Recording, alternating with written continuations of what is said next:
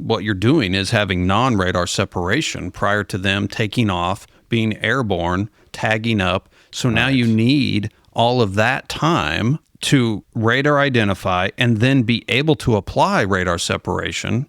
And what is a safe amount of time to be able to accomplish that, maintain your minima while this aircraft is on final, let's say? Ready.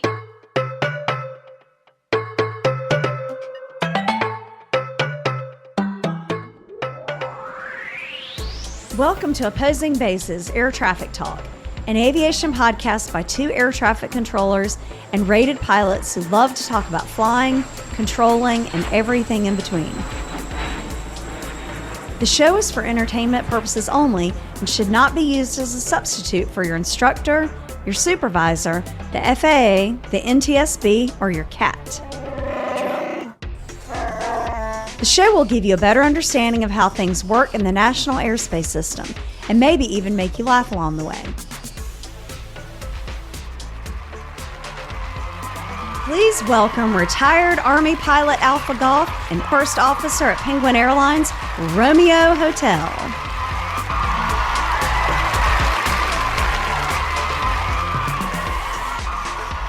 It's Wednesday, March 25th, 2026, episode 431. On today's show, we'll share an update on a busy class Charlie upgrade, give our 2 cents on the new helicopter rules, and answer more of your aviation questions. What's up, BG? Hello, everyone. How have you been? Since 10 minutes ago. Happy doubleheader second episode day. Yeah. So in between shows during the intermission, we had a very rare appearance from a controller who we referenced in the last show that worked at, what did we call it? Rich People Airport. Rich People Airport in the mountains. Yes, the Colorado Rockies. And she kind of validated what we said. If you want to hear that, eventually it will be, it'll be on the video recording, right? Yep, of this episode, yes. Yes. So don't skip. You'd have to wait in between, or I'll try to pull that in to make it a separate either audio, video, or combined, or just audio, and pull that in. Because we didn't really show any pictures when we were talking about it, and a lot of what she said, she explained what was happening. So that could qualify as audio only also. Yeah, sure. Okay.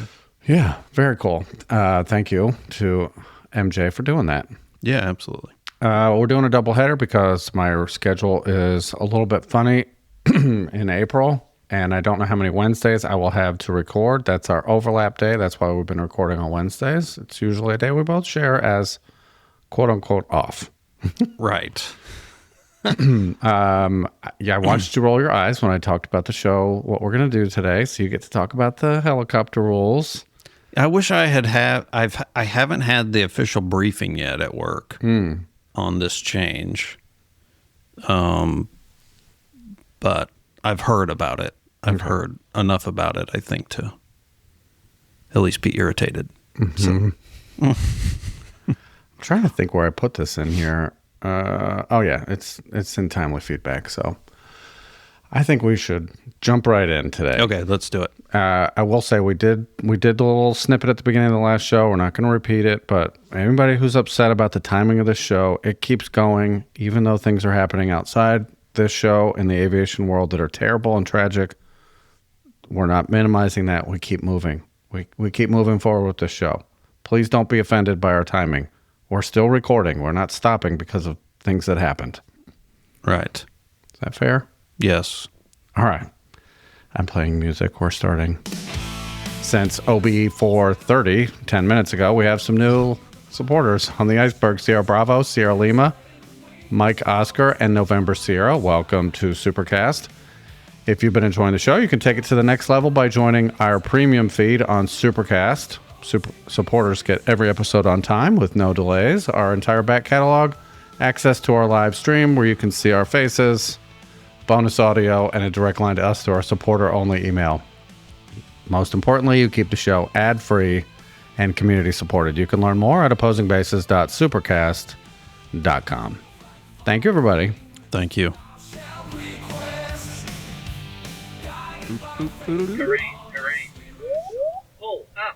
Review and announcements. Review and announcements. That's just how I sound. I didn't edit that.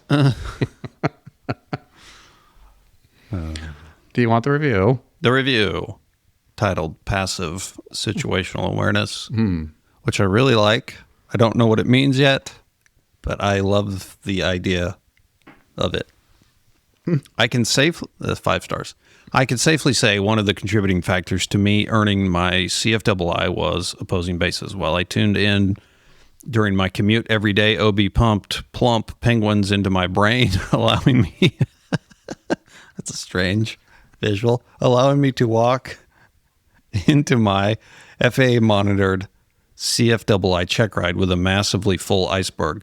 It was so full, in fact, that penguins came jumping out from all angles, nicely hitting Examiner in all the right spots throughout the day. I have nothing but respect for RH&AG, who have undoubtedly doubled my situational awareness when operating in the NAS. This show is a must-listen for all IFR trainees.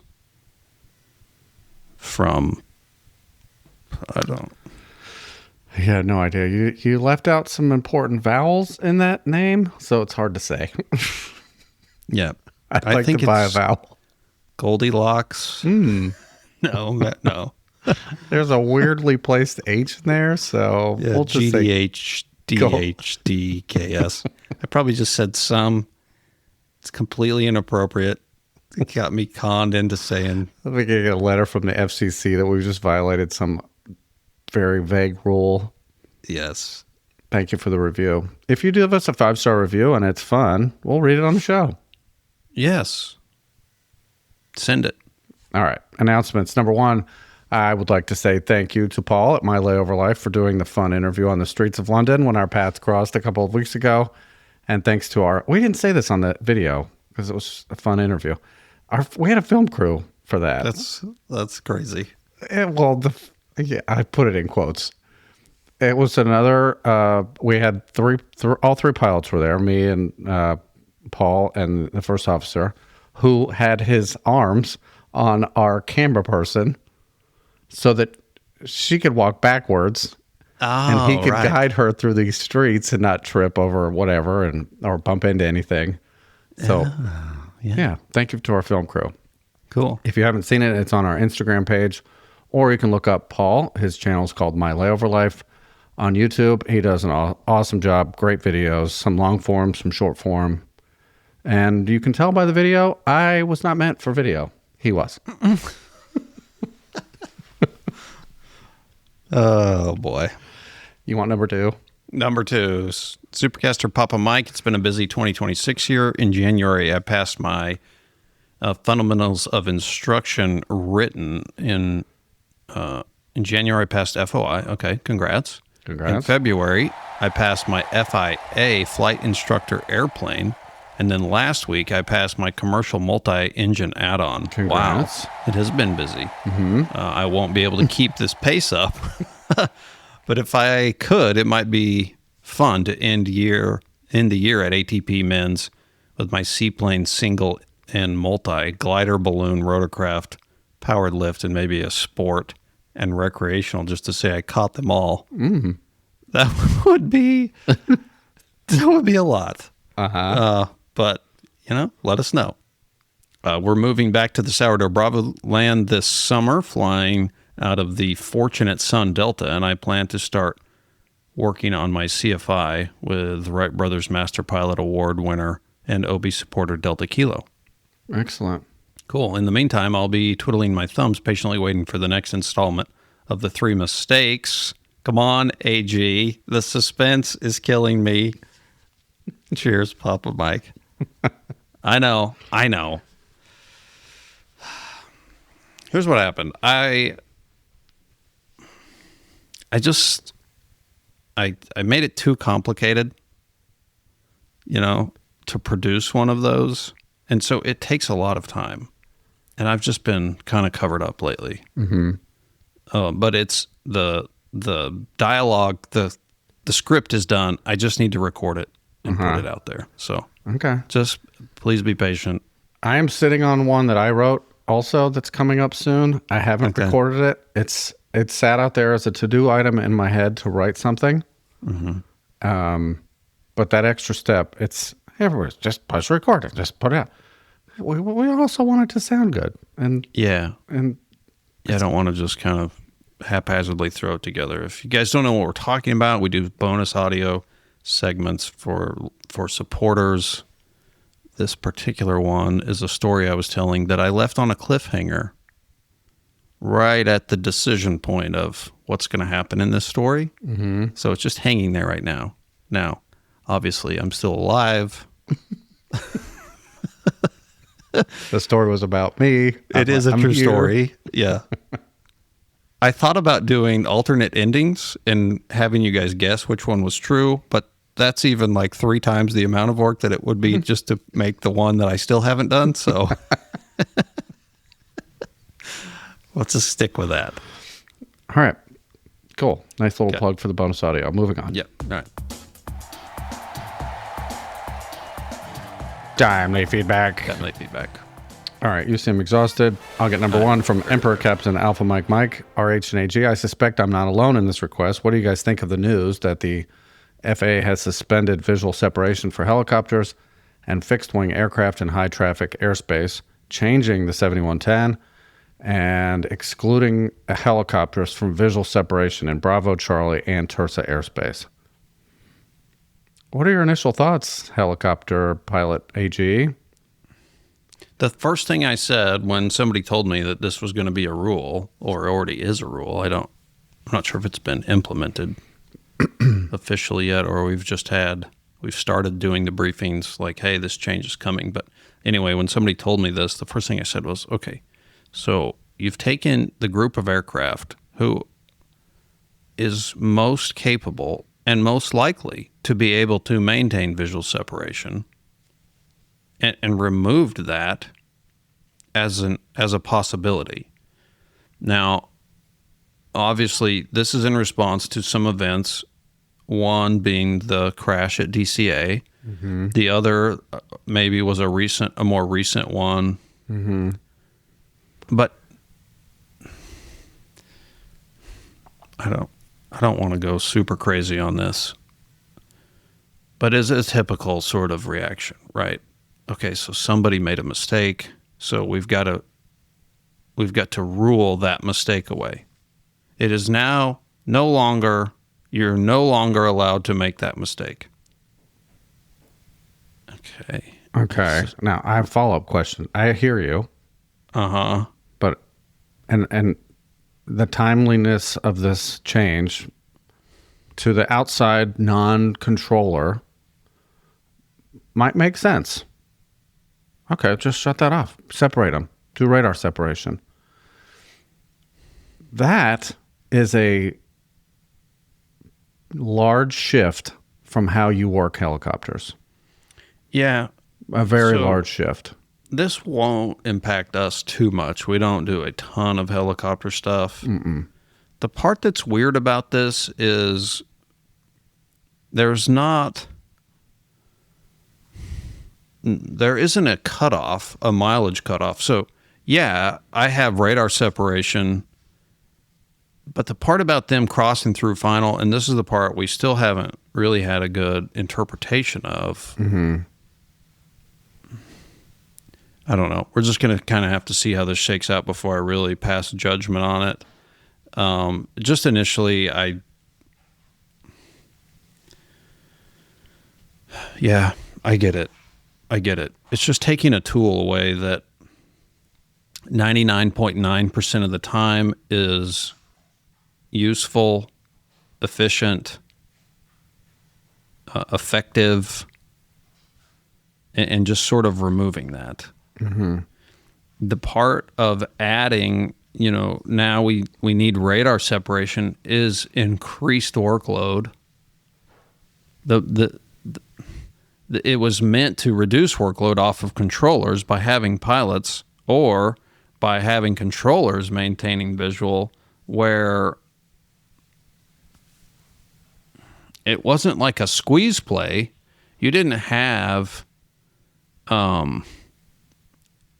radar separation, but these planes were not in a place where they were going to hit. You just were using visual to alleviate yourself from needing radar. So they're already crossed out.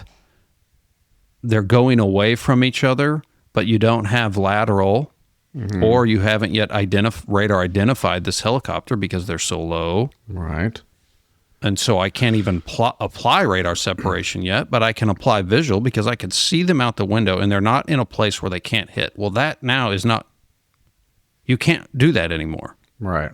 What this is going to result in is a lot of people sitting on the ground waiting. Right. And just a reminder to those that don't understand, most helicopters are VFR operating in these busy areas. So you're taking away a normal everyday use of VFR separation. The pilots can apply visual. The tower can apply visual. That's normal and used all over the place. It will essentially turn them into IFR separated aircraft that are VFR. You're combining it in a direction that's going to make it very awkward. Well, then what can I do? Can I say clear for takeoff, proceed southbound? No, because you don't have separation from this other airplane. Well, what's the separation standard? They have to be radar identified? Well, they can't be radar identified until I say go, take off. Someone has to identify them. I can't. Right. So you're removing a tool that is functional, normal, and oftentimes very safely used in the NAS, and creating confusion and intensifying the workload for a controller. I agree with you. What it's going to result in is a lot of helicopters waiting and a big question mark over when can I do this? When can I say go? Yeah. Is it after, let's say it's an arrival, you've got an arrival, you're waiting. Do they have to land? Right. They have to land and stop off the runway? Like, I don't know. That's the thing we're kind of hung up on right now is what is the cutoff for allowing this to happen? Because what you're doing is having non-radar separation prior to them taking off, being airborne, tagging up. So now you need all of that time to radar identify and then be able to apply radar separation. And what is a safe amount of time to be able to accomplish that, maintain your minima while this aircraft is on final, let's say? I don't know. What is the distance? 10? Is 10 okay? Am I expected to have it accomplished in that amount of time? What if the transponder isn't on? So there's like all these what ifs and unknowns.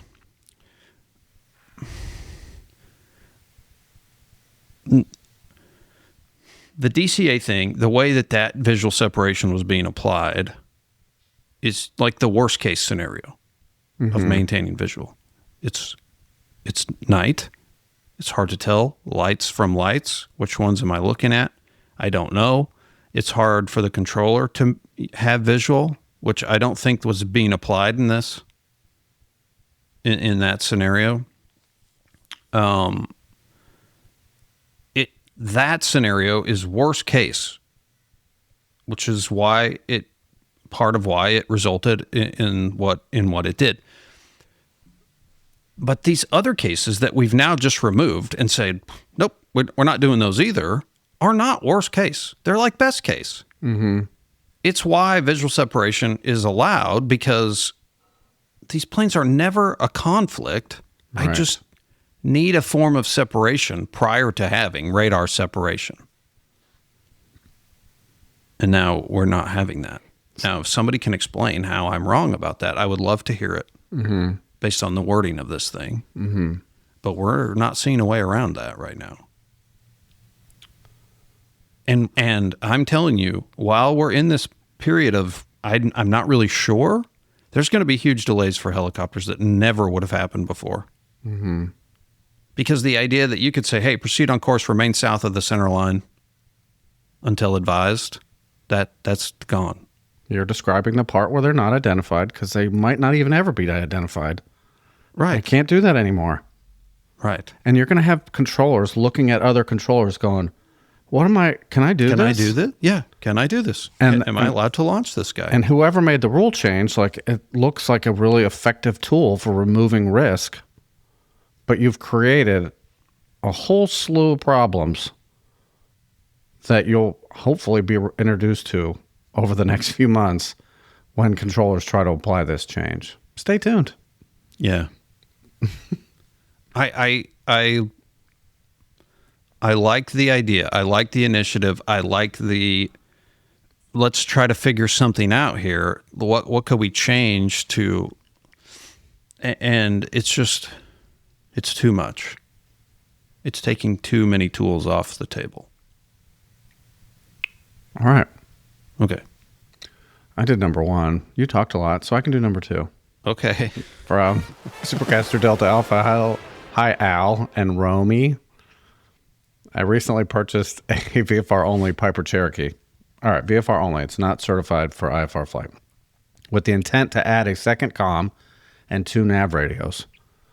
My mission travel from the urban Delta under Malted Beverage Bravo to visit family north of the RH must have been here was Triangle now swooped face Bravo.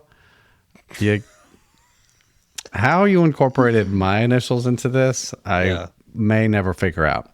They continue. My plan had been to use the antiquated navigation system known as VORs and Victor Airways. However, once I started planning a trip to the region, I realized there is no longer any VORs near my destination airport, West First Professional Baseball, and every airport in the region aside from the Bravo only had RNAV or DME required on every approach.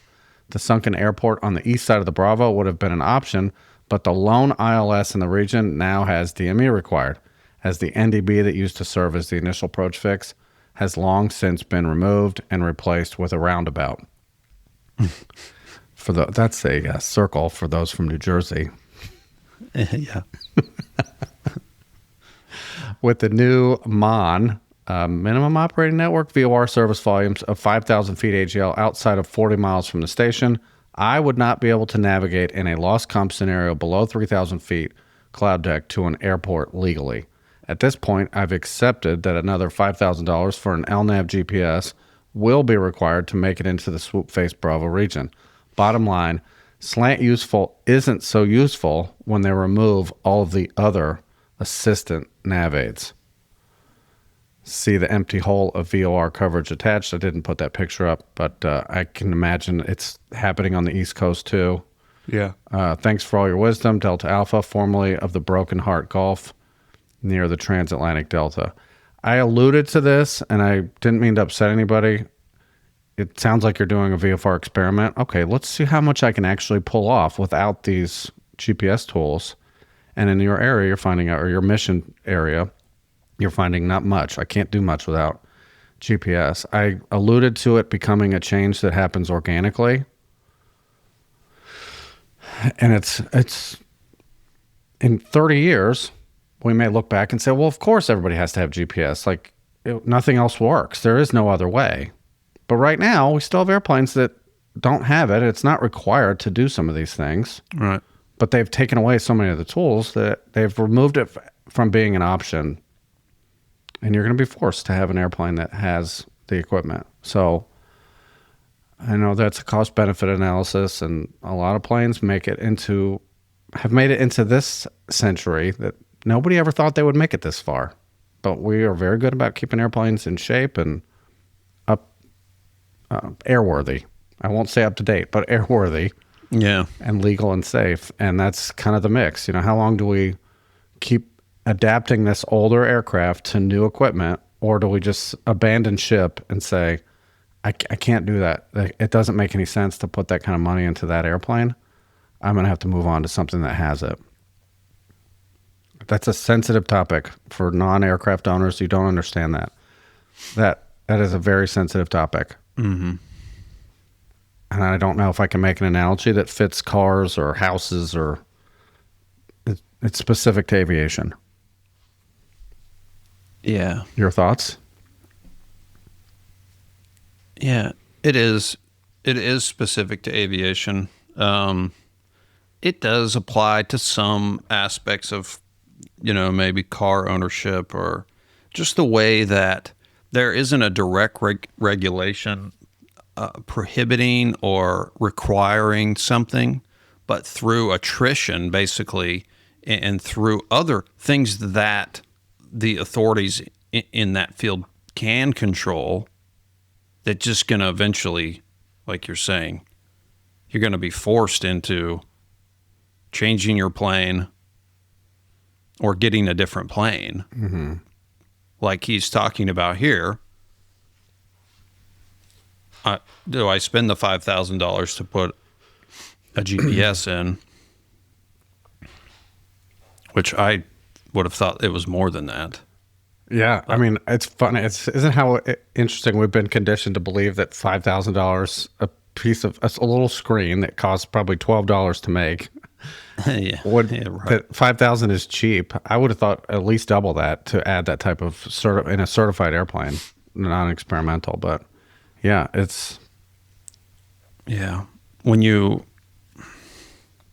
guess it's all just relative because maybe we don't think about that as very much in an airplane. Mm-hmm. But if you had a $5,000 repair on your car, that's going to get some attention in the household. Yeah. Yes. Yeah. Well, good luck with your experiment, and let us know how that works out. If you decide to put in the equipment, maybe you don't have to add all the fancy newest gee whiz stuff, but maybe find a way for it to fit into that aircraft and make sense on the financial side of the argument also. Right. Or you're limited to a very VFR kind of day. Mm-hmm. You're not going to go out when it seems like, well, there could be a cloud deck. Maybe it comes down, maybe it doesn't. I don't know. Or a thunderstorm that rolls through or something. But yeah, otherwise you're going to have to be pretty careful. Or you're going to be in a situation where you're going to have to get some kind of vectors. Mm-hmm. Oh, I wanted to mention that. Thank you for reminding me. Okay. In the feedback that inspired this follow-up, Badger Pilot talked about his airplane and the capabilities. What he said it was good at was VFR flying with the occasional need for an ILS to get me into an airport, go through a shallow cloud layer, for example. That is probably similar to a lot of IFR flying. You spend most of your flying in VMC conditions, and you either have to climb through it to get above it, or you eventually have to come back down. And if you only had an aircraft that had an ILS, that might be enough. It's going to meet the requirements for you to get through legally. I want to pop up IFR. I'm 10 miles from the airport. I got to get through this cloud deck. And you might not even do the whole approach. I got through. I was on vectors. The airplane's certified. I'm not saying the aircraft doesn't have to be IFR capable. But I guess what it comes down to is how often do you really need all of those fancy bells and whistles for the entire flight? Can some of it be VFR under VFR rules? Right. And that's what he made it sound like. His airplane that's good. That's a great way to look at the capability of your airplane. It's not that you can't fly IFR. It's just you're limited in where you can use it, and you should be selective in the places that you depend on it to be IFR. Yeah, good point. That's very important. Selective on the way you depend on it. Yes. Good. I like that. What do I get for that? I feel like that was a very smart comment. It was. You get the honor of reading the entire excellent show topic. I'm playing fancy jet music. We're transitioning.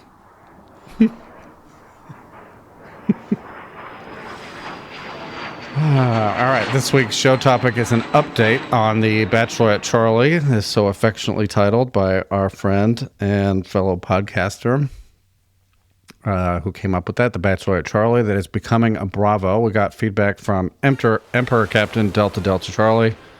Hey, GNRH, the intro meeting for the ad hoc committee was held at the beginning of the month, and it was pretty interesting. I've attached the slides from the meeting and the staff study done to propose the Bravo. I suspect you'll find them interesting, although the slides don't include the videos they had of traffic flows. Here are some highlights. Well, they might have the videos, but you had pictures, and we're going to talk about those today. That's where I want to put a lot of this focus, kind of explaining where this is kind of coming from. Okay. First off, the team put the team that put this together deserves a lot of credit. There was a very broad representation of airspace users at the meeting, and it's easy to see that they worked hard to get the word out outside of the alphabet agencies. There were various airlines, medevac, glider operators, flight schools, and airport managers at the meeting. This is good. You got everybody that needs to be in these type of discussions because they're all going to learn something from the other side of the table. Yeah. I was very happy to hear them talk about this being designed based on where they see things in 10 years versus what it is and what's in front of them right now. Something I think you've mentioned on the show but didn't really click until we were talking about it in this context is that all of the 1200 codes flying around do not count as operations. Let me say that again. These 1200 codes that aren't getting services do not count as operations. And for them, even though they are in the airspace. So of the 419,000 TRACON operations in 2025, only count someone that was on a code and talking to a controller. That's a lot. That's a lot. Do you have any idea what Triad runs in a year? I thought it was like half of that, but I may be... I could do some napkin math, maybe. I mean, what do you think our average daily is? 500? No, it's higher than that. You think? 7? Yeah, it's higher than that. Let's just call it 7 or 800 times 365. That clearly is wrong.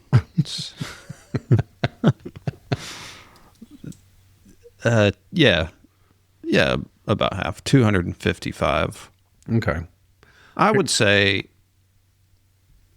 well, yeah, averaged out. Yeah, I think that's probably. Okay. Now, before we go any further with this, when you're comparing a Charlie TRACON, it's a different conversation than comparing it to an arrival or departure operation at a Bravo that runs 90% of their operation is to that primary airport. In a Charlie, like Triad and Bachelorette Charlie, there are other airports in question that run a considerable number of operations that contribute to that percentage. That's an important distinction here. So, all right, here are some numbers from the document I thought were interesting. BNA, I'll say the name. They expanded to 43 gates in 2019, 55 in 2023, and it's projected to be at 71 gates by 2028. Okay, so that's almost doubled in 9 years. In addition, an additional terminal building is planned that will put Bachelorette Charlie at around 140 gates. Timing isn't set, but it's generally referred to as in the next 10 years. All right, so that's 100 more gates than what they started with in 19. That's significant. Are you laughing? Yeah.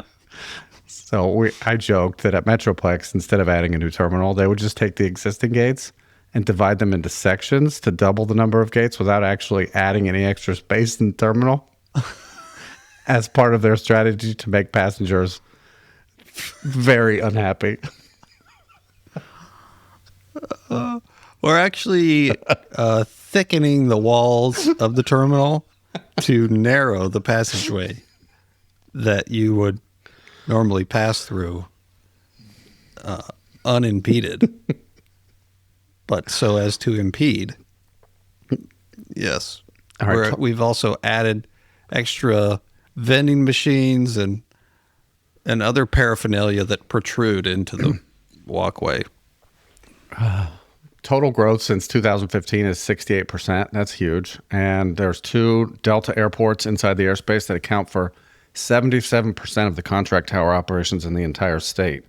In 2023, they were up in the top 20% of contract towers in the country by volume. All right, wow. Adding a little context. So a busy Surface Charlie airport getting busier is one thing, but adding to that is 2 very busy Delta airports in the vicinity that are contributing to the next line. Between August of 23 and June of 24, about a year, the TRACON logged 14 ASRS events, 60 MORs, and 230 safety events. The common issue was legal but non-participating VFR traffic in the area. We need to pause there. These 1200 codes that aren't talking to anybody are the common thread of all these safety events. All those acronyms I just read all come down to one thing. There was some sort of loss or near midair, a violation going in and out of the airspace. Something happened, and it has to do with aircraft that aren't talking to controllers. Now, in a Charlie, the perimeter that they can legally do this, well, maybe I should say it the other way. The size of a Charlie airport, airspace, is much smaller than it would be if it were Bravo. So it's much less inhibiting for an aircraft to be on their own on a 1200 code. Mm-hmm. You want to add to that? There's just less protected space. Yes. So that my guess, without reading ahead, is that if you took those events, you mapped them, and you superimposed a proposed Bravo, it would include the majority of these things, because that's where they happen.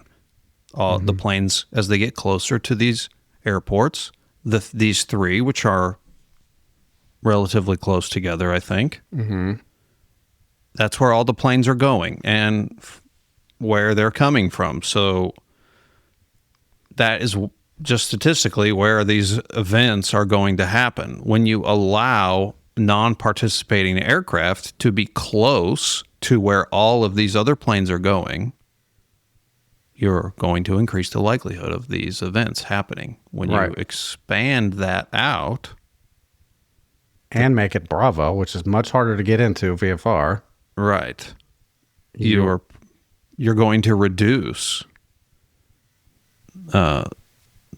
those events.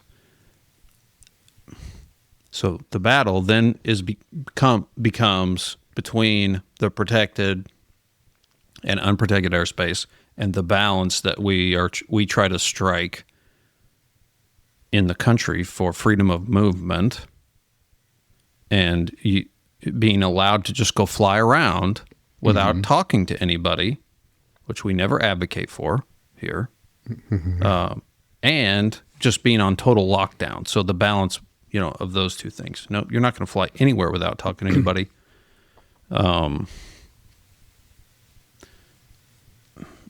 So that is what this is about. It is just about protecting busy airspace. Mm-hmm. It's why Bravos exist. It's why it's bigger. There's more planes. We're going to hear more about that today, too. Okay, good. I like it. All right, I'm going to skip down to below the map here. The Bravo won't affect the number of controllers at the facility. I say that with a question mark. Reading into what they said, I think they have gotten a controller allotment based on traffic, and this is trying to make the airspace match the traffic as well. I could be wrong about that. Well, over time, like a short period of time, that may be true. But as the facility grows and they become more, there's a higher percentage of operations going in and out of that main airport, you will get an uptick in the number of controllers. The index will change, the complexity index over time, and that will naturally lead to you getting more bodies on paper. Is that fair? Yeah. I wouldn't exclude that from it being a possibility, especially in the next 5 or 10 years. If they're looking out that far and saying, we're going to triple this operation here, that will result in more bodies. They continue. The proposed airspace does allow them to break into more sectors, so controllers will have more manageable workloads. Well, AG and I have both run shifts before. When you open more sectors, what do you need? You need more people. More bodies. So yeah, because otherwise you're not getting breaks. Right. Which isn't allowed. This was brought up in discussion about allowing VFR traffic into the current Charlie and future Bravo as an indicator that it may be easier to get into the proposed Bravo than the current layout. And that could very well be a good side effect. Trying to convince the general aviation group in the room that that's going to happen is a different story, but don't look at Bravo, if you're on the sidelines against this, don't look at Bravo as a guaranteed barrier to entry. Right. It's going to require you to get a clearance in, which should make the controller's life a little bit easier. And they may welcome you instead of hoping you come nowhere near this tiny little Charlie on your 1200 code. There's a big difference. So here's maybe I'm wrong. I could be totally wrong about this. But if you didn't have, if we go back and look at these numbers about all these incidents that happened, and we don't know what percent involve non-participating 1200 codes. Okay. A lot of them is what they're alluding to. So the majority now, the FAA they have to do one or the other. They either have to convince the non-participatory aircraft to participate and reduce these incidents happening and they're happening because I don't know what you're doing, and it's hard to separate from you when you're maneuvering and I have no idea what's going to happen. Or I have to convince you through regulation not to be in this airspace. It's not that I'm having to convince you. I'm requiring you now not to be here without permission. Without permission. That doesn't mean they're not going to let them in. Right. Absolutely. Go look at other places with Bravos. They are getting in. Metroplex does it all the time. But you didn't want to participate, and this is what it leads to. And it isn't out of nowhere. It isn't happening in a vacuum. This airport is getting busy. This is very busy. It's way too busy to be a Charlie, even with this expansion that we're showing here on the screen, how they've extended it out. It isn't enough. So let that be a lesson to other places. Participate.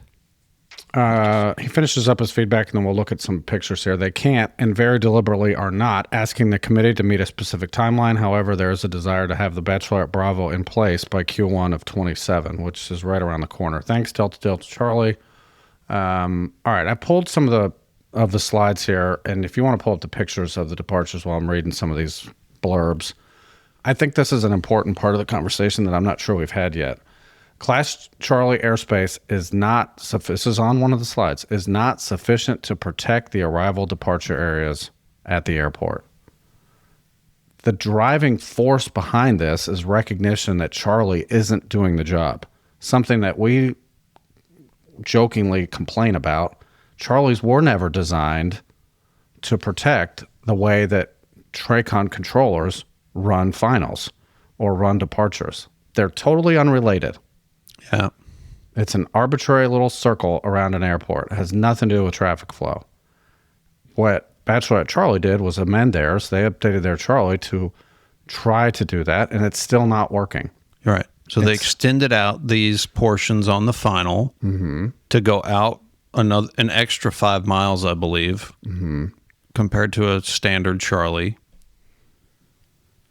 And when we look at these pictures, what you're seeing here is this 15, I think it's 15-mile ring. It is. Okay, on the Charlie, is only encompassing half of the final. Half of the final is sticking out here into nothing, where people can just be hanging out. It's crazy. Can you imagine flying through here, VFR, at an altitude look at all these planes. Right.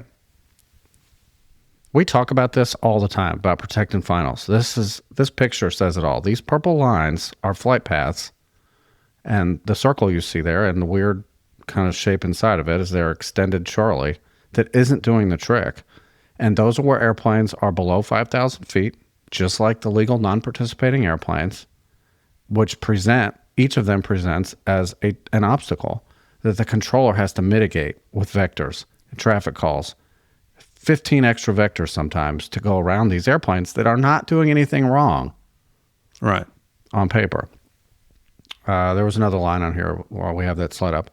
Air traffic is working Class Bravo volume without the safety benefits that Class Bravo provides, increasing the likelihood of missed safety alerts in the current traffic-saturated airspace. They're letting the real traffic determine what happens next, and showing everybody why with these fancy pictures is going to be really helpful in making the argument to the crowd that does not want that. because they think it's going to hurt them. I just wish that the people listening could see this area outside the Charlie and how busy it is and how you don't want to be right here. Here's what it looks like. A 75-lane highway that extends 20 miles from the airport and is only protected about 15 miles of it. Yeah. The rest is just free for all. And if you look at how far that is compared to the size of their airspace, the boundaries of of that facility's airspace, which I presume is the green line, the big circle. Yes. Man, they are working up into the boundary of their airspace, which I know Metroplex has to do also. That's why speed is a big deal when you get into that airspace. When you have finals that are extending that far, you're touching other facilities' airspace too. And the interaction between the two is an important piece of the puzzle. If it's chaos, the controllers' lives are probably miserable right now in this configuration. They probably cannot wait for it to be a Bravo. Right. Because we want to talk to all these 1200 codes. So the next slide, if you want to pull up the departures, we've talked about how departures are significantly easier workload-wise, but it's important to see that they kind of fan out. They don't fall in line, and they don't all like spiral up into the NAS inside the vertical confines of a Charlie. They fan out. They spread out. Right. I'll give you a chance to comment on this. Does this departure picture look like what you would anticipate, or yeah, pretty much compared to Triad? Yeah. You could see where they end up out here. They, on these posts, where they're going. There's generally, it looks like a couple of headings that are used, initial headings. And then they're getting peeled away based on, see if you could see if you could look how this has to interact with this. Mm-hmm. These are getting peeled off based on where these are coming in. Paul, go back up to the departures, the purple ones for a second. Or I'm sorry, the arrivals. Uh-huh. It's important. This is a good way to describe what we're seeing on the screen here for the audio listener. All the arrivals are coming from 4 common posts, 4 entry points on the corners of the airspace. And they all end up getting scattered in vector world, which is what Tracons do. That's what they do all day. They got to vector you to get to the final. They spread out, but they all start in those 4 points. And if you go to the departures, they all end up on their own posts. They're typically 45 degrees off of the arrival post, so they're naturally spread out on where they start and end, if that makes sense. Yeah. But there's no wasted space in the way they've mapped this airspace. We've taken airplanes from various sectors of the world and deconflicted them with the departures, and the arrivals and departures are deconflicted naturally on paper. But that doesn't mean that there's not interaction when you have to turn around. Like if you have to go through final or above the finals airspace, for example, at Triad, you may have to get to a point that's very close to where that arrival came in. I don't want to get wrapped around the axle on that, but I'm trying to explain how it's organized until they get within about 20 miles of the airport. Then it's just it's a hot mess. Then it's like this. Yes. And it's generally following a pattern. Mm-hmm. You could see downwinds and where they're getting peeled off. Zoom in on that amazing downwind. I mean, look how common they are. They're all coming in on an arrival. Look, there's only one line. Right here. They're all on the same one. And look where they turn downwinds. Look at that. How far is that from the airport, would you say? About 5 miles? Yeah, a little, maybe just a touch more. Like the perfect RH downwind that I used to preach about. Right. Do you see any of these corner cutters? No. No. They wait till the common point and they turn them. And see here, you could see from this corner up here, they're coming in. Most of them get fed onto a base, some kind of base, and funneled in. But look at all the ones that had to go all the way down and get fed back into the downwind. What would West do if you were on South? We're on fives, okay? And you take a block arrival and you fed them all the way up towards Coat Factory before you turned them southwest bound. Like you fed them on a downwind. They'd be like, "What are you doing?" Or would they thank you? Oh, I see what you mean. Our facility doesn't have enough traffic to justify this. Right. But if you're taking an arrival that came in on the arrival side of the airport and feeding them on a downwind, you're talking to that airplane for 50 more miles as the feeder. Yeah, so what RH is talking about, if you can see this, these guys are coming in from here, and what we do a lot of the times is cut the corner instead of letting them run direct to the field and then turning on a nice structured downwind.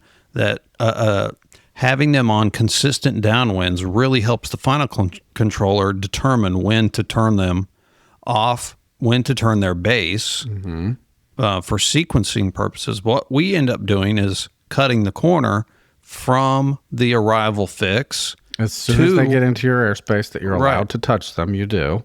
And turn them to where, they're going to turn base. Right to this base turn. Because there's not going to be a conflict with anybody. But what happens is, South does that. They cut the corner. They don't realize that West has 3 or 4 planes. And now you've committed this guy. You've committed him to the final, and he's not sequenced properly. For a few extra flying miles, having them in a nice, consistent downwind is very helpful. It helps the final controller a ton. Because the final controller can take that downwind and decide when they're going to base them. When you base an aircraft, you've decided their sequence because you only have one other move. It's turning them to final. When they're on downwind, every mile that goes by, and you have time to speed adjust, altitude adjust, you determine that base turn. You're making the problem instead of somebody force feeding you this corner cutter that's aimed right at your final. Sorry, I went on a rant there, but look also, if you're cutting over the top of the Charlie, 500 feet above it, I know these lines don't look as busy. It's because they're all overlapped. You're talking about hundreds of planes a day that are descending right through here. And here you come cutting through, totally legal. You're in a totally legal place. Yep. Maybe at 7,500, but you are right in the way. Yeah, those downwinds are, they mentioned that in one of the slides. They talk about, they're basically treating the airspace now like they have the Bravo already done. They're climbing their departures higher than they used to. Sort of acting like a Bravo in terms of the way they control.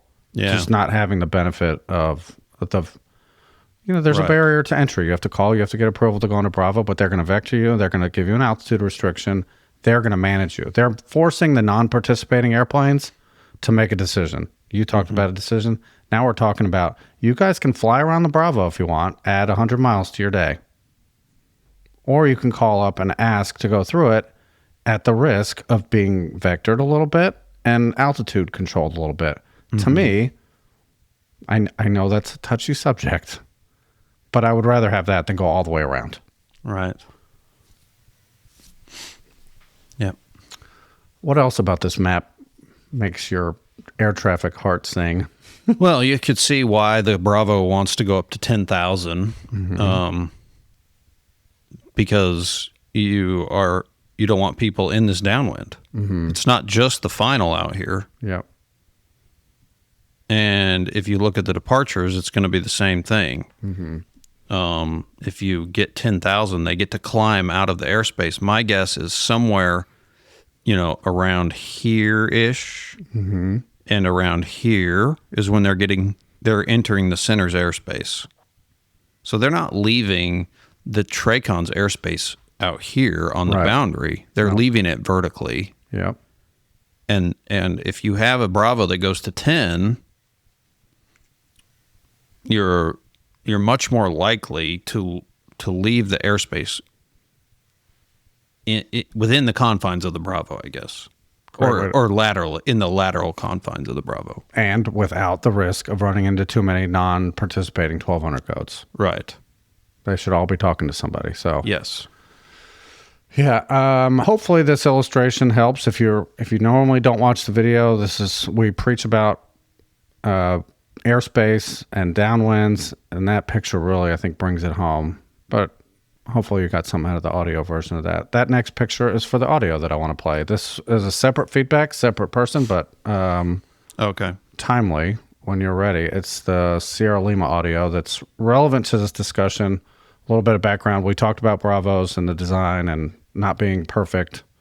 And this is in response to that, and sort of some historical background on how we ended up in this position now, where we have these upside down wedding cake shaped airspaces, when the rectangular Bravo of Atlanta that we've said how awesome it is, why can't they all be like that? So right. Okay. I'm ready to hit play when you are. I am. 1, 2, 3. Back in episode 324, a listener called in asking why class Bravos in the U.S. are circular, upside-down wedding cakes, and not rectangular, like they are in beautiful, perfect Europe. AG tried to look into the history of airspace, found some cool information about airfield design, but didn't find a specific answer to the Bravo thing. By the next episode, your inbox was bursting with listeners pilot-splaining that the ancient peoples of the pre-GPS era were only capable of measuring distance and would have been unable to navigate around anything but a circular airspace. I am doing research right now for a seminar on the history of airspace. It's at the Diamond-Shaped Waterway if anybody wants to join. I don't have the full answer to the question, but maybe I can dispense with the notion that people of olden times were dumb and bad at using VORs. By 1969, statistics showed that over half of mid-airs were happening at the 30 busiest airports in the U.S. The U.S. has 65 billion airports. So if most of your mid-airs are happening at 30 specific airports, the obvious solution is positive control to the ground at just those airports. So in September 1969, the FAA publishes a notice of proposed rulemaking for terminal control areas. Class Bravos used to be called terminal control areas. And the shape of this new airspace is going to be corridors to and from the runway. The flying public is familiar with that shape because they've been navigating around military climb corridors. See attached diagram. These are not strictly rectangular. They're sort of shaped like a slice of pie, but they're not circular. So then each of the 22 proposed airports, they publish the individual shape for that airport, the proposal for the shape. And as these start coming out, we see that they're not corridor shaped. They're upside down wedding cakes. And this is where things get spicy, because each airport also gets a public hearing where users of the airspace can come and voice their opinions. According to reports of those hearings, everybody from trade groups to airlines to general aviation are like, whoa, what happened to the corridors? We hate these upside down wedding cakes. Reportedly, the FAA's response is kind of limp, and in May of 1970, the final rule gets published, and terminal control areas are all basically upside down wedding cakes with some protrusions here and there. In the accompanying discussion, the FAA tries to talk their way into how they, really found this perfect compromise, and they, threaded the needle between what everybody wanted and what nobody wanted. And it culminates in this statement that we should really think of this airspace shape as a corridor cake. Kind of cringy. The FAA is definitely not wasting your tax dollars on PR.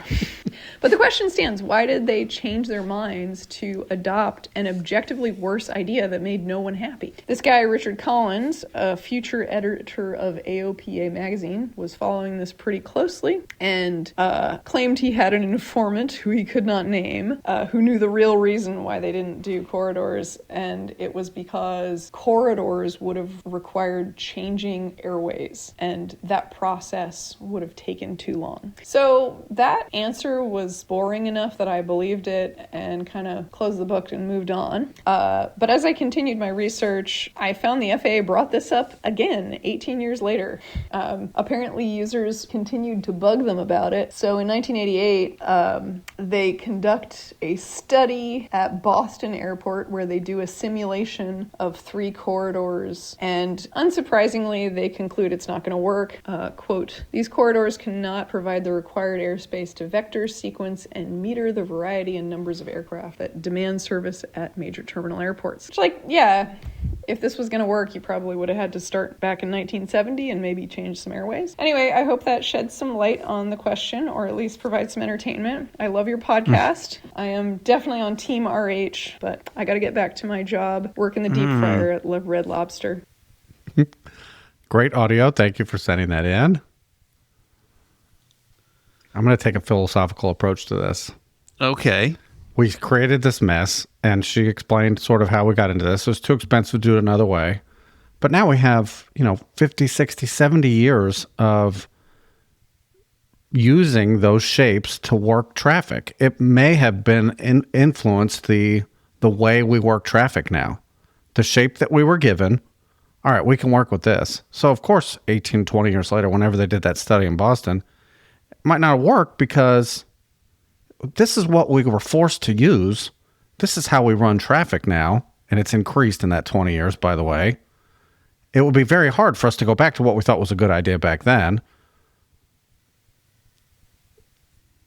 In other words, you forced us into this little upside-down wedding cake, and we're making it work. Don't ask us to change it now, but we're sort of in that spot where, and Bachelorette Charlie becoming a Bravo, will have different shapes and protrusions, as you described.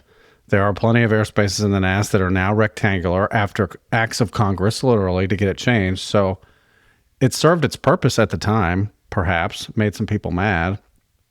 But as long as the system is open to changing them, which it sounds like they are, with the right people in the right rooms, we could work the shape of airspace to meet the needs of today's aviation flow. Yeah. Am I being ultra optimistic there? Well, no, because we could do that. For sure, we could. Will we? I don't know. This will tell the tale, I think, of the future of airspace redesign going forward. And I certainly think that there is room for, because you're right. I think we work traffic. Now, at a Charlie, we don't. Mm-mm. We don't really care about the Charlie at all. Makes no difference. Right. But at a Bravo, we work airplanes, I think, based on how the airspace is, like you're saying. Mm-hmm. And what if there was some other way, a completely reimagined way of doing it, that we instead of putting the planes where the airspace is, let's think, how could this go better and put the airspace where the planes are? Exactly. Take your best controllers, put them in a room. Yes. We want to see your lines on the screen, not the guy that's the one who makes everybody mad. We're going to take your tracks, your perfect day. There's weather, but it's normal flow of traffic. We're going to watch what you do, and then we're going to match the airspace to protect what you do. I agree with that. Do it the opposite. I'm talking from the arrival procedures all the way down. Mm-hmm. How could this go better? Mm-hmm. From the ground up, disappear all the airspace, take away non-participating aircraft. Here's a blank slate, and here's where these planes are coming from. How can we make this better and more efficient? And then let's put airspace. Because here's the things we have now that really help this whole process. Because I think she's right. Before, some of the circular nature of it was a distance from a VOR. Mm-hmm. It's much easier to figure that out. it just makes way more sense navigation-wise when you don't have a GPS and you don't have all these tools. But we have all these tools now. We have like 3-dimensional tools where I don't know if this would make any sense, but you could have a tube of controlled airspace. Yeah. That would be avoidable. That people could figure out 3-dimensionally how to stay out of that thing. Might be more like a box instead of a tube. Yeah, but you get what I mean. Yeah. Like, instead of these, it's an upside down wedding cake, a smushed one. Very smushed. We always picture it as being like, very funnel kind of shape, but it's really flat compared to its lateral dimensions. If it's 30 miles wide, it's only 2 miles high. 2 miles high. Yeah. Yeah.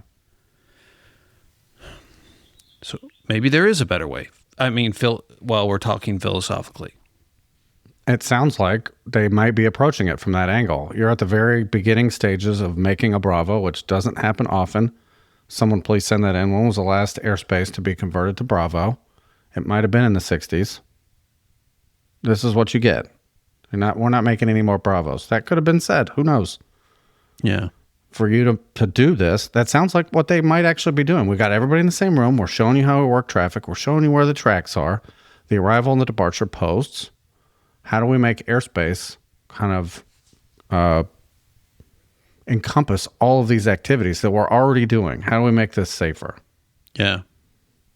I think there's going to be people that would say, oh, it's too complicated. It's too chunked up. And, well, okay, sure. When you were on a paper map and trying to avoid this airspace before and not talking to anybody. But if you have all these moving maps and fancy tools and EFBs and stuff, well, we're starting to lose excuses for exactly making it a little more complicated and protecting these avenues.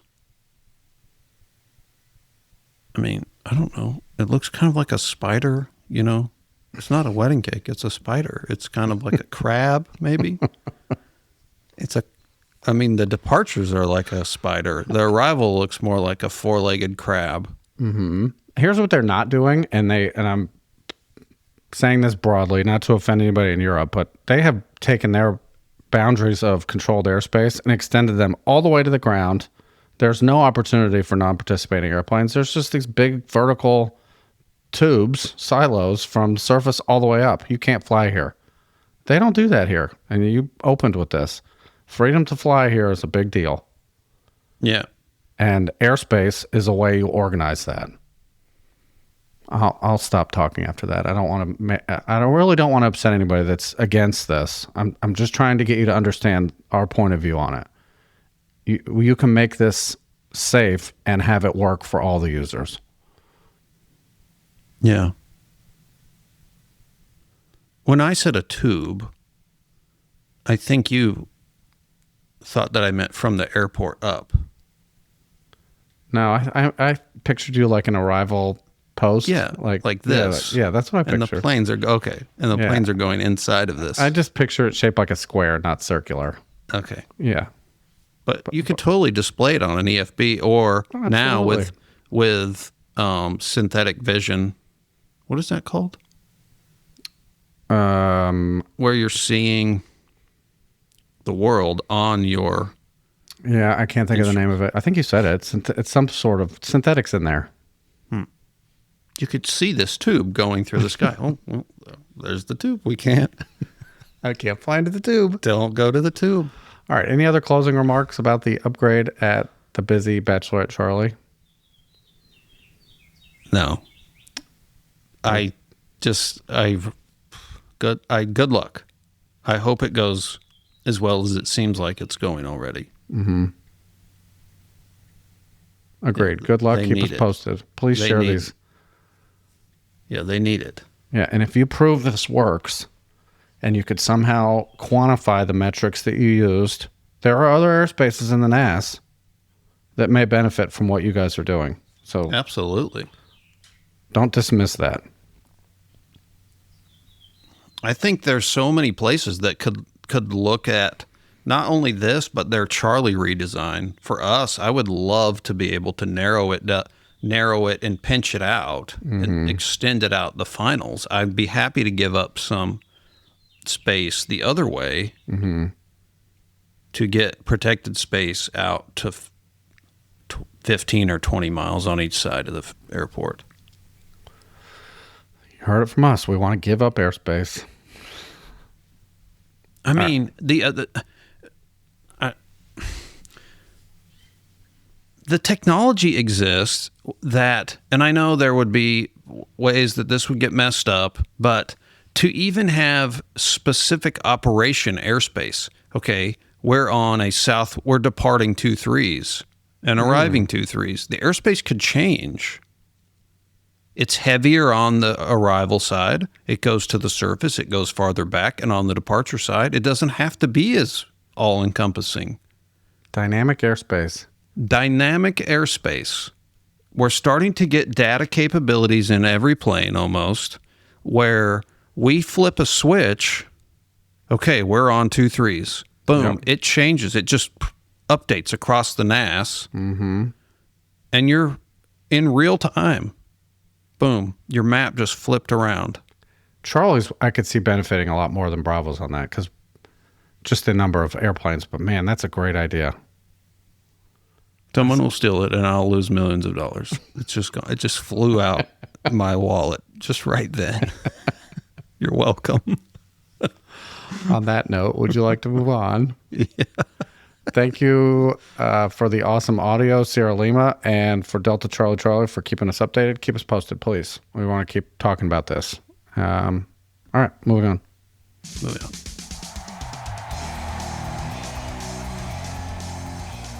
Feedback time. Feedback.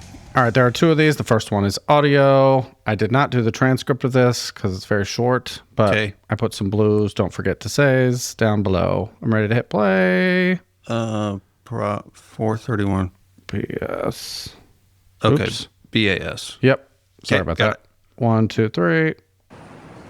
Hello, AGNRH. Coach Miguel Alpha Sierra here. Asking a question about what I think is the dumbest SID that I've encountered in the NAS.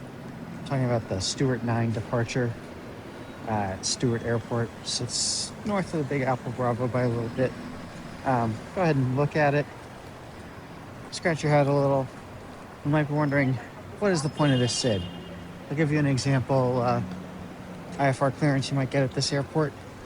November 123, cleared destination via the Stewart 9, then Huguenot, then is filed. Climb via the SID, expect 5,000 10 minutes after, squawk 1234. Now, if you look at the SID, you'll notice that it doesn't tell you where to go beyond what I already told you. And the only thing that I didn't tell you in the clearance that you find on the SID is the departure frequency and the initial altitude of 3,000. So again, what is the point of this SID?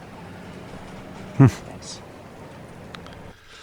You have the SID up on the screen. This is an older, there's not a lot of vertical or navigation laterally on this. It's an older standard. Looks like somebody got told everybody has to have a SID. Yeah, I just was going to say that. But there are some really good nuggets on here. And I'm going to list them. Okay, please. It shows the top altitude, like you talked about, and the departure frequency. It shows the altitude requirements prior to turns. They're depicted visually. It shows a restricted area that's off the southeast side of the airport. Probably not entirely known to IFR pilots that may not be looking at a VFR map or even pulled out a low route, so that's good to have. It illustrates the locations of several nav aids. It's not to scale, but on a departure, and we use one just like this out of my base for Penguin Airlines, it's pretty generic. There are some lateral paths, but it shows a bunch of VORs that you may not know tie into a fix that your company has filed for you. This does that. It shows the radials coming off of different VORs. Sometimes you get a controller who says, fly heading, join this airway, or join this radial to join the transition. This map would make that significantly easier, and we oftentimes have it pulled up to make sure we can do that. The takeoff minimums in the bottom right, they're all non-standard in terms of the climb gradient required. One of them's only 225 feet a minute per nautical mile, which isn't much more, but they increase a little bit. That's an important piece. Illustrates several intersections that may be part of a clearance, but are new to the pilot. So they said, you filed off one of these VORs, say Chester from the northeast on there, but they want you to fly to one of these other RNAV fixes like Briss first that complies with an LOA that you know nothing about. Now it's on the chart. You don't have to go flopping around. Where is this fix they're talking about? It's there. What else? Else am I missing? You see any other little nuggets in there? No. Yeah, I mean, it does kind of help, especially a jet crew, kind of get set up, oriented. It does give some information to kind of let you get ahead of the game. Mm-hmm. Yeah. Yeah, so a lot of SIDs now, if you're not a pilot or you've seen one like this, a lot of them now have lateral guidance. They'll have you, on a very specific path, direct to a fix, and it tells you which way to turn. After that, it's something very defined. This is very broad. It's a huge overview of the northern Jersey and southern New York area. So it's not traditional in that sense, but there is a lot of good information on this sheet that the controllers they don't expect you to have it memorized. But when you accept that SID, you've kind of given yourself the requirement to go review some of this big picture stuff. Is that fair? Yeah. And thanks for recording that on the streets of New York City. Yeah. Where we can hear the brakes of the bus. Do they ever change the brakes on these buses? No.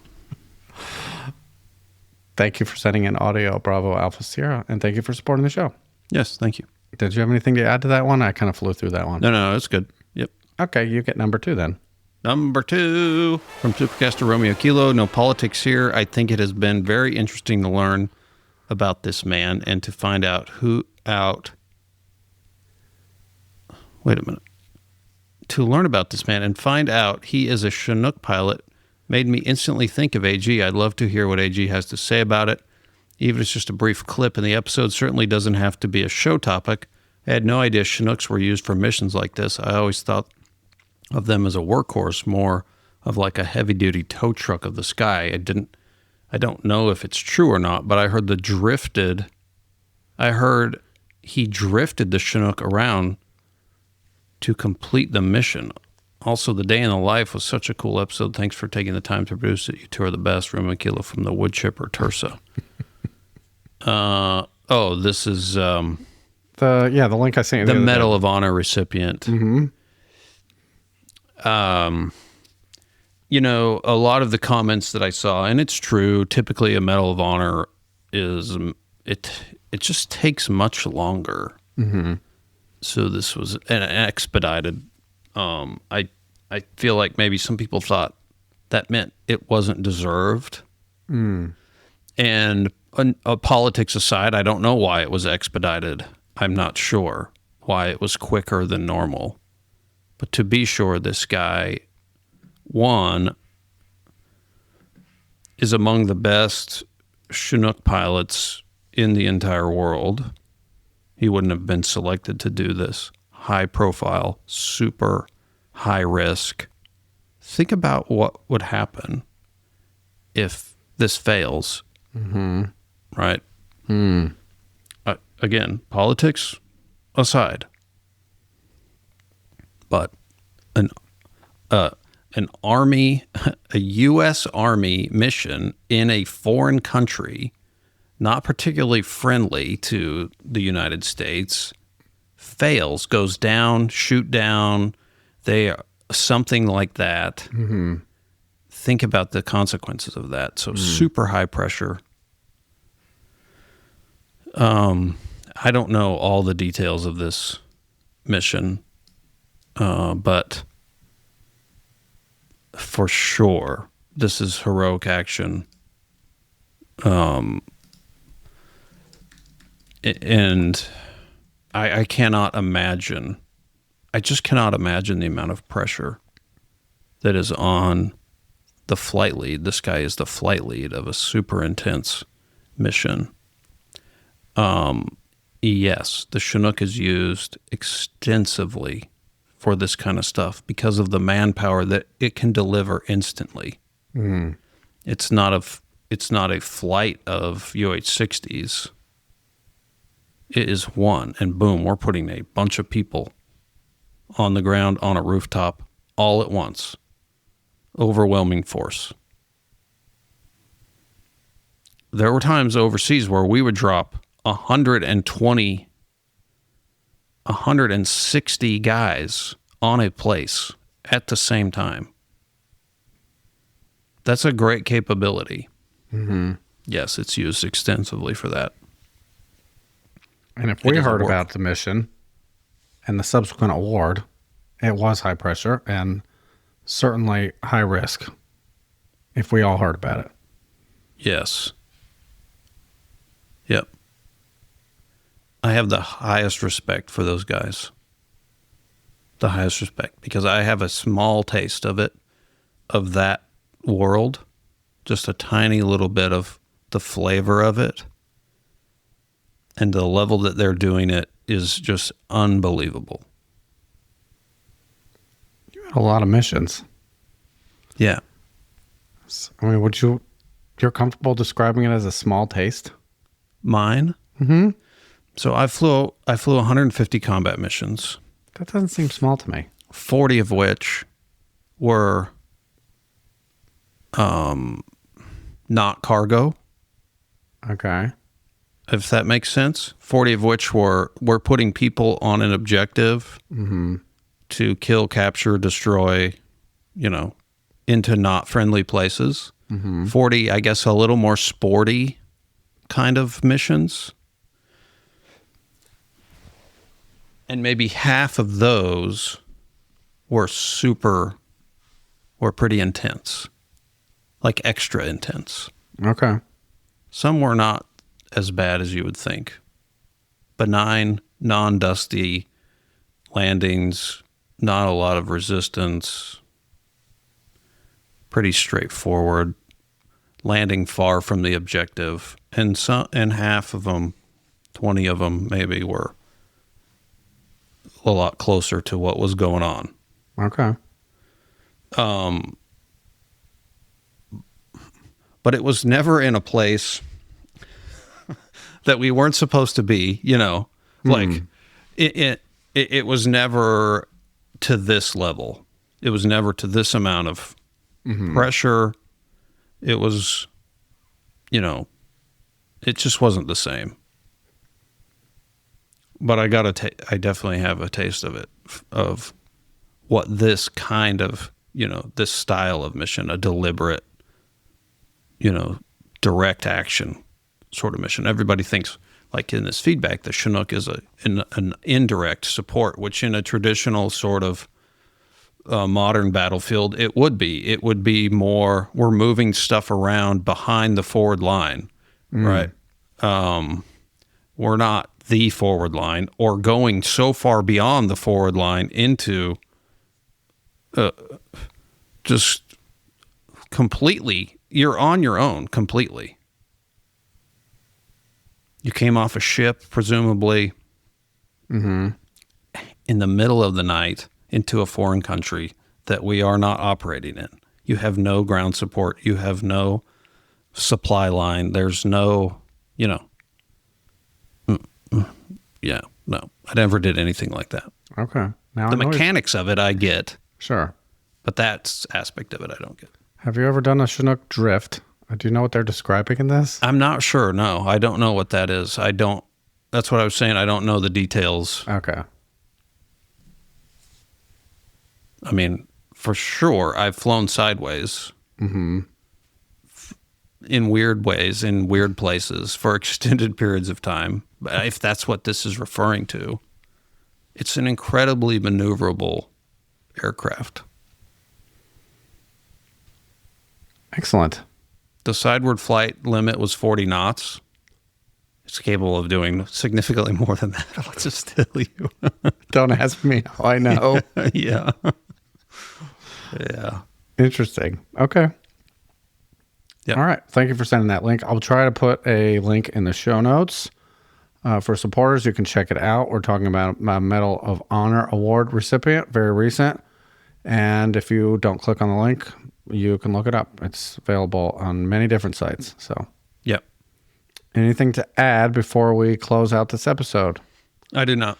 All right, we do our best to respond to supporter feedback and let you know when you'll be on an upcoming show. Again, shout out to all the supporters for making this show happen. And for those that joined us in the live stream today, you can see us get through 2 episodes, 2 longer ones too today. Yes, longer. Yep. Excellent. All right, we will see everybody in a few weeks. Closing out episode 431 of Opposing Bases Air Traffic Talk. Romeo Hotel. And Alpha Golf. Goodbye, everyone. Drop. Opposing Bases is a listener-supported, ad-free weekly podcast. The views expressed on the show do not reflect the opinions or official positions of the FAA or Penguin Airlines. Episodes are for entertainment purposes only and are not intended to replace flight instruction. To get on-time access, bonus content, and full archive access, join the crew at opposingbases.supercast.com.